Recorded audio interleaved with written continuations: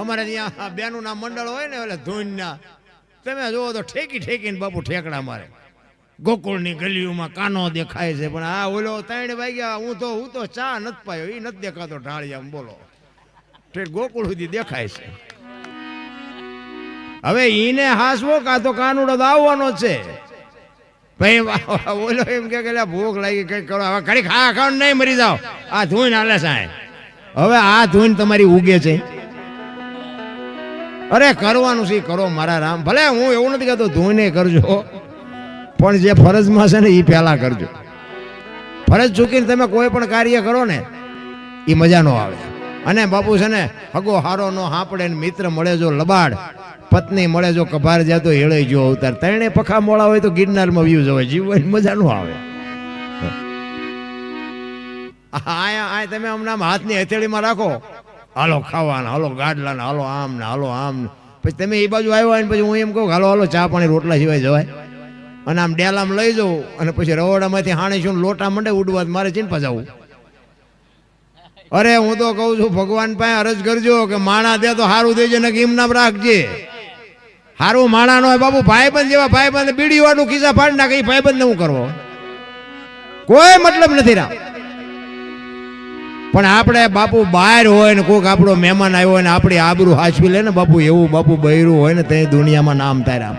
આ અમે મોટી મોટી કરી અને બાપુ અમારા ઘરે જો અમારું નામ લઈને કોઈક જાય ને જો ચાક રોટલો ન ખવડાવે તો અમારા ભજનમાં ધૂળ પડીને ભલામણ કોઈ મતલબ નથી રામ. ઘરનું કઈક પહેલ બાપુ આપણે પાડવા પડે. કેવું જીવન. હમણાં ગણપતિનું ભજન ગાયું ને એ મારો દીકરો છે, એક એનાથી મોટો દીકરો છે ને એનો દીકરો કોલેજમાં છે બાપુ. એ બોલે ને તમારે સાંભળવું પડે. આ બધા આ મારી ભેગા આવ્યા છે, પૂછો તમે એમને. અમારા આખા ઘરને બાપુ ભજન પ્રત્યે બૈરાને દીકરીઓને દીકરાને બધાને સાધુ સંત આવે ને મારું આખું ઘર બાપુ મરી પડે. અને અમે તો બૈરાને કીધેલું જ કે તમારે ખવડાવવા પીવડાવવા રાકા વેડા નહીં કરવાના. તો એ શું કામ મોળા પડે કે તેલનો ડબ્બો ખૂટશે તો આ પૂરા લાવી દેશે, આપણે શું. એવું બાપુ પાવર હોવો જોઈએ. અને અમારા મોટા બાપુ કહેતા એ કે તમારા ઘરે મહેમાન જેથી ઓછા થાય ને તેથી સમજી લેજો કે તમારો દી મોળો ઉગવાનો હોય તો જ મહેમાન નો આવે. હા, મહેમાનથી રાકા વેડા ન કરાય બાપુ. અને એમાં આપણે ક્ષત્રિય છે, આપણે કોકને કદાચ 5 દાણા બંધાવવા પડે તો બાંધી દેવા જ હોય, કોઈ મતલબ નથી. મારા ઘરે બાપુ હું આ મોટે મોટે નથી કરતો, આ ઘરની વાતો તો ઉખાડાય નહીં, આવ્યા છે આપણે બીજા કામે. પણ આ તો તમને ખાલી જાણ કરું છું.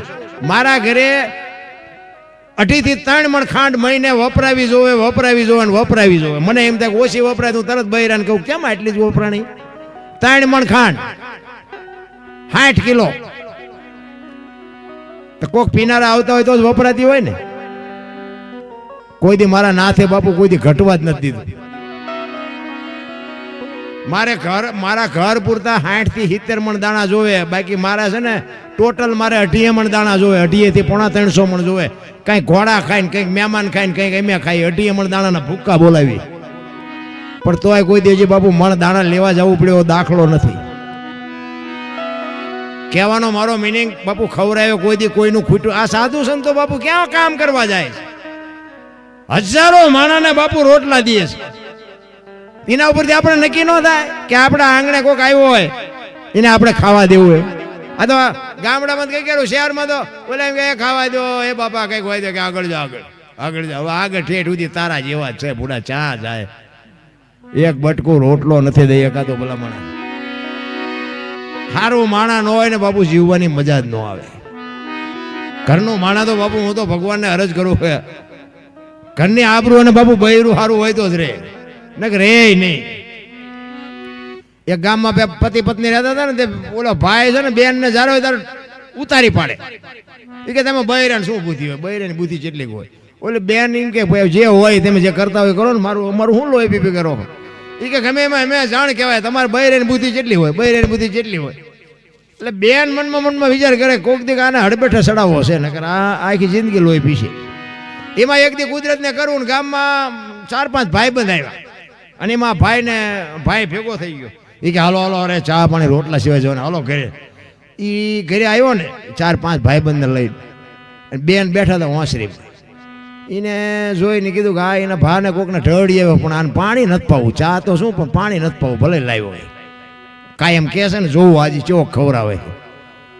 એટલે એ મહેમાનને બેર્યા અને એની ઘર એના વહુને કે જો મારા ભાઈ બનશે હો, અમે ઠેઠ વસાઈ ગયા, અમને બહુ સાચવા હતા, એટલે અમને રોટલા પાણી ખવડાવવાના. કાંઈ વાંધો નહીં, પણ ઘરમાં થોડીક વસ્તુ ખૂટે કે બજારમાં જઈને લેતા હો ને. ભાઈ ગયા બજારમાં વસ્તુ લેવા, ઓલા વાંસરી બેઠા હતા ને બેન રહોડામાં જોઈને બાપુ પોક મૂકી હોરું હોવાની. ઓલા મહેમાન હલવાના કે હમણાં બે માણા વાતો કરતા હતા ને બેન ચમ કે રોવા માંડ્યા. બાપુ ધ્રોસકા મૂકીને રોવે. ઓલા અજાણ્યા ઘરે બેનું પાસે જવું કેમ, પણ તો એક હિંમત કરી એ કે બેન શું કામ રોવો છો? એ કે ભાઈ હું મારા દુઃખને નથી રોતી, હું તમારા દુઃખને રોવું છું. એ કે ભાઈ અમારું હું દક, અમારે તો કઈ ઉતાવળ હતી, આ અમને ઠરડીને લઈ આવ્યો, અમારે તો કઈ આમાં કામે નથી, શું છે એ તો કયો. એ કે ના તમને જવા ન દેવાય, જવા દઉં તો મને વટે, એ તમને ખવડાવશે પીવડાવશે ચા પાણી કરાવશે, પણ એ પણ કઈ બેન બે જાય ને આમને નસું ખેંચાય, પણ પછી શું હોય છે એ કે પણ બેન વાત તો ચોખ્ખી કરો કઈ. એ કેમ ના મારો ઘરવાળો તમને હાચવશે, તમારા હગા કોઈ ન હાચવે એવા હાચવશે, પણ એ પણ કઈ પછી બેન ન બોલે ને તો ઓલાને એમ થાય કે મારા બેટો આમાં કંઈક છે ખરું. એ કે હાલો હાલો, એ કે એના આદત એવી છે ખવડાવી પીવડાવીને ડેલું બંધ કરીને તમને હાંભેલા મારશે. એ કે અમે હજી એનું પાણી નથી પીધું, અમે શું કામ હાંભેલા, હાલો હાલો કે આપણે વ્યા જઈ. નીકળી ગયા, બોલે આવ્યો વસ્તુ લઈ. એ કે ક્યાં ગયા મહેમાન? કે મહેમાન ગયા. એ કે કેમ? કે ગયા શું કેમ? એ કે મને હું કામ ગયા? એ કે આવેલું હાંભેલું મેં તમને કેટલા ટાઈમથી કીધું ત્યાં તમે લાવી દીધું? તો કે હા. તો કે એમને હાંભેલું માંગ્યું, હું આપતી છું, હાંભેલું ન આપ્યું નહીં ને એમાં એમને ખોટું લાગ્યું કે વી ગયા. અરે તારી ભલે થાય કે 3 રૂપિયા હાંભેલામાં મારા લાખ રૂપિયાના મહેમાનને તે તગડ્યા. લાય લાય લાય લાય હાંભેલું એ કે દી આવું. એ હાંભેલું લઈને બાપુ આમ બહાર નીકળ્યો ને કે ચિંપાઈ ગયા, કોકને પૂછ્યું. એ કે આ સીધી બજારે ગયા. એ આમ વગડામાં હાલ્યા હતા, એમાં મારા જેવો એક હોશિયાર માણસ તો વાંહે જોતો આવે કે વાંહે આવતો જ નથી ને, અને આમ વર્તાણ પછી હાથ પડ્યો કે એ હાંભેલું લેતા જાઓ, હાંભેલું ઓલા મીડિયા વાડ્યું ઠેકવા. એ કે ખાતું નથી તો હાંભેલું લઈને મારવા દોડ્યો. હવે ભાગો તમારો બાપ ને કે મારી નાખશે. એ કે લાખ રૂપિયાની બેન કહેવાય, આપણને ચેતવા ને હાવ ખોટી હતી. તમે જુઓ તો ઓલા વાડ્યું ઠેકતા જાય ને આ વાંહે ભી મારે દોડે કે લેતા જાઓ હાંભેલું લેતા જાઓ. ઓલા કે ભાગો ને કે ભેગો થઈ જાય તો ઠાર મારી નાખશે. ઓલો થાકીને ઘરે પાછો આવ્યો ને એના વહુને કે આવું કરાય, એક હાંભેલા હાટું દે. એ કે કોઈ હાંભેલું માગ્યું નહોતું, તમે જ્યારે વધારે મોટી મોટી કરો છો ને ખબર આવ્યું કે ચા પાયો પાણી પાયું. એટલે બૈરાને બાપુ પોગાય એવું જ નથી. એ કરતા હોય ને તો હાંસવી લેજો.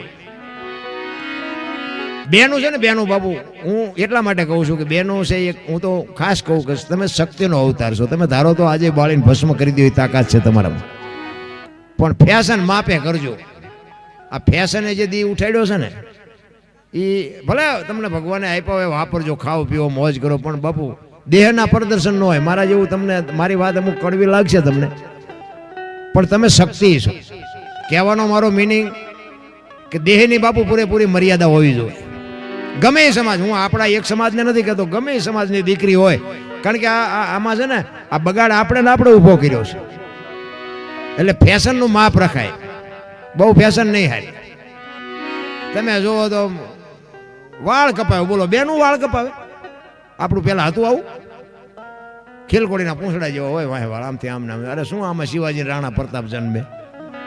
હે બહુ હારો ભેગા પાણીપુરી ખાતા હોય ત્યાં પરજા જેવી થાય, કોઈ મતલબ નથી. બધી મર્યાદા તો બાબુ હોય ને, કંઈક રીત હોય. 60 વર્ષની થઈ હોય ને ઉમરા વચ્ચે રહી સબે રમતી હોય ટબો ઢા ટબો. હવે આ જીને યાર મનાણા એના થઈ ગયા ટબો ઢા.